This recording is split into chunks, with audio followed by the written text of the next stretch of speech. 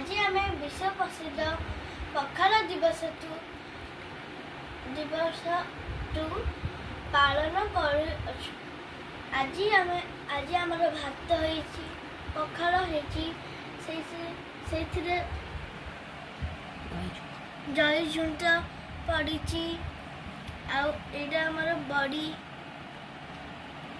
आईटा नड़िया बरा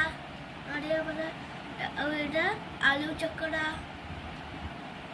आईटा पणस तरकारी आईटा भजा आईटा आलू चकड़ा चलतु खाया। जय ओडिशा।